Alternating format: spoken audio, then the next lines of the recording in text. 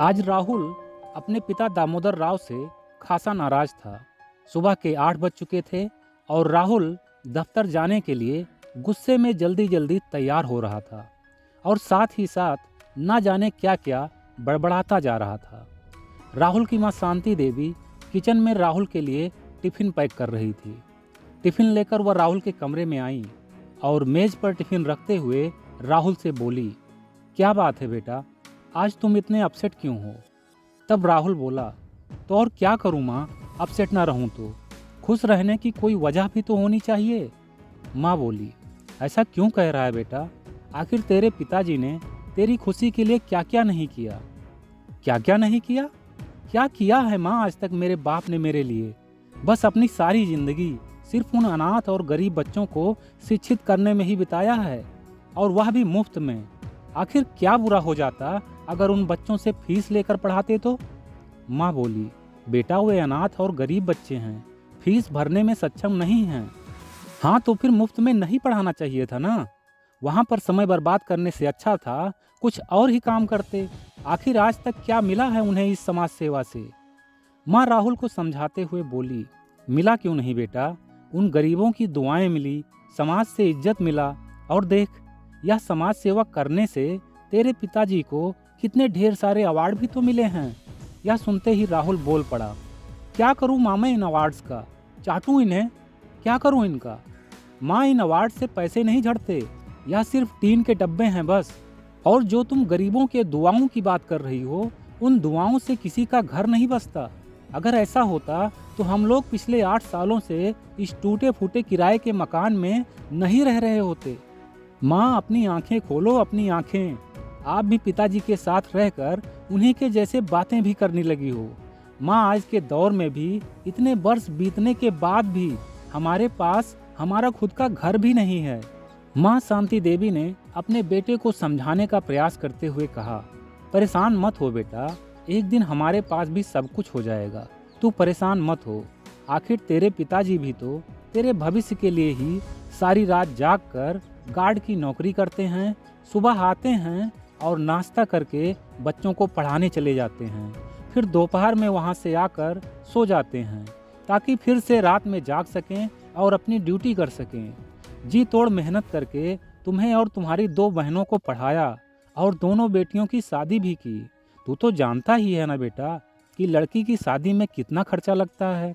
वह भी 2-2 लड़कियों की शादी करना कोई आसान थोड़ी ही ना होता है। बेटियों की शादी में लिया हुआ कुछ कर्ज अभी बाकी रह गया है।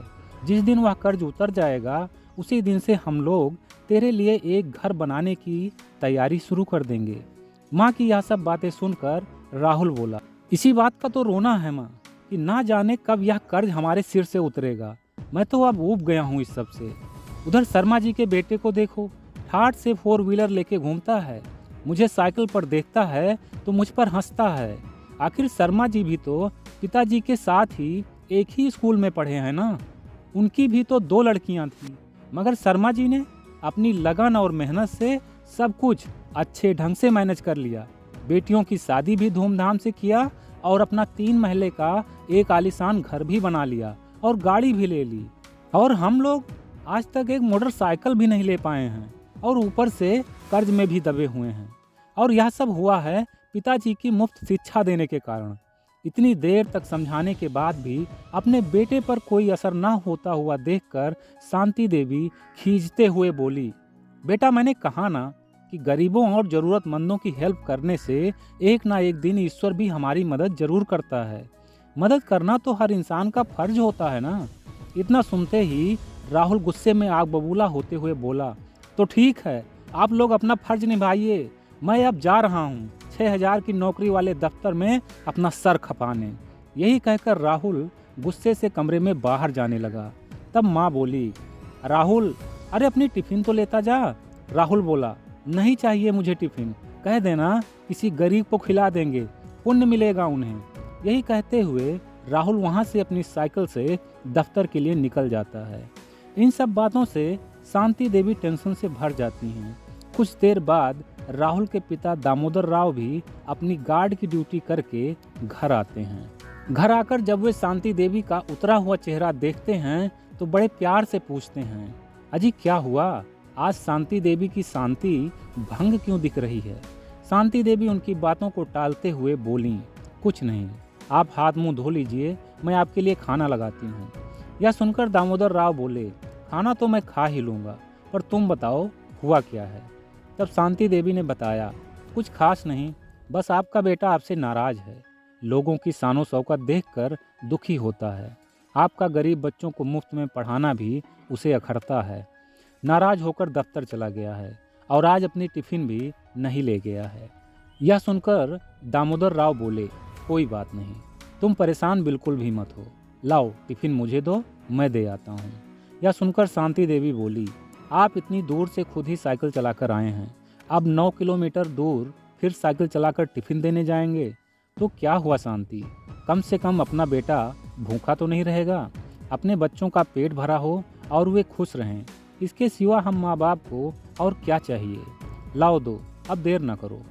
शांति देवी टिफिन लाकर देती हैं और दामोदर राव अपनी साइकिल लेकर तेज धूप में ही अपने बेटे के दफ्तर की तरफ निकल पड़ते हैं। घंटों साइकिल चलाने के बाद वे राहुल के दफ्तर के बाहर पहुंच जाते हैं और गेट के बगल खड़े वॉचमैन से टिफिन राहुल को देने की बात कहते हैं। तब वॉचमैन उनसे कहता है कि तुम अभी अंदर नहीं जा सकते, क्योंकि साहब अभी अंदर राउंड पर हैं, जब वो चले जाएंगे तब अंदर जाना, तब तक बाहर ही खड़े रहो। वॉचमैन की बात मानते हुए दामोदर राव वहीं रोड के बगल में ही खड़े हो गए। वहाँ कोई पेड़ भी नहीं था, इसीलिए दामोदर राव तेज धूप में ही खड़े रहे। तकरीबन 20 से 25 मिनट बाद उस दफ्तर का मालिक अपनी गाड़ी से जाने लगा। वॉचमैन ने दौड़कर मेन गेट का दरवाज़ा खोला।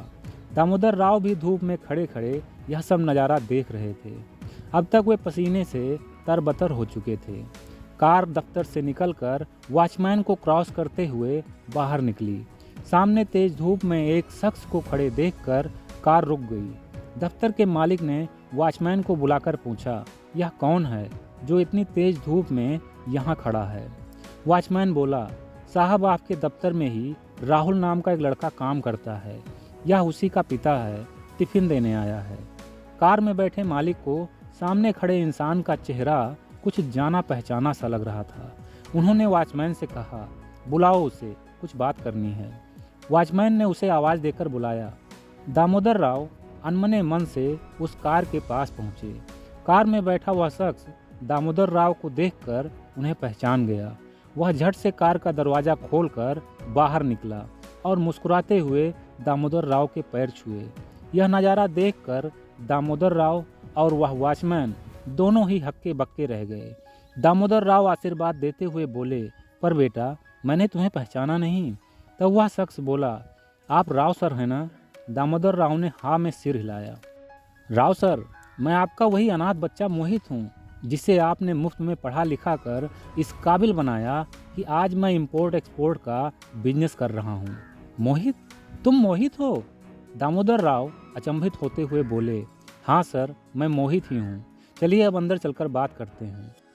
मोहित अपने राव सर को लेकर अंदर चला गया। ऑफिस में पहुँचते ही मोहित ने सभी ऑफिस स्टाफ से दामोदर राव का परिचय बताते हुए कहा, यह मेरे सर जी हैं। इन्होंने ही मुझ अनाथ और गरीब बच्चे को मुफ्त में शिक्षा देकर इस काबिल बनाया कि आज मैं यह कंपनी खड़ी कर पाया हूँ और तुम जैसे लोगों को जॉब भी दे पाया हूँ। अगर राव सर नहीं होते तो मैं आज ना जाने इस शहर के किस सड़क पर भीख मांग रहा होता। आज मेरे पास जो कुछ भी है सब इन्हीं की बदौलत है। राहुल भी वहीं बैठा यह सब सुन रहा था। आज पहली बार राहुल को अपने पिता पर गर्व महसूस हो रहा था।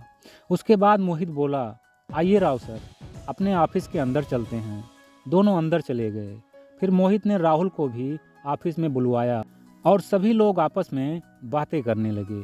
उस दिन मोहित ने राहुल को बताया कि मेरे जैसे ना जाने कितने ही अनाथ और गरीब बच्चों को मुफ्त में शिक्षित करके तुम्हारे पिताजी ने काबिल बनाया है। उसके बाद मोहित ने दामोदर राव से पूछा, क्या आप अभी भी किराए के मकान में रहते हैं? दामोदर राव कुछ बोलते इससे पहले ही राहुल बोल पड़ा, हाँ सर, हम लोग आज भी किराए के मकान में ही रहते हैं। मोहित बोला, कोई बात नहीं, मैं आपको इसी शहर में मेरा एक फ्लैट है, उसे आपको देना चाहता हूँ।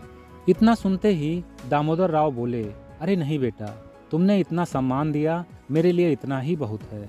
तब मोहित बोला, नहीं सर, मैंने तो आपको सम्मान ही दिया है, पर आपने तो मुझ अनाथ को नया जीवन दिया है।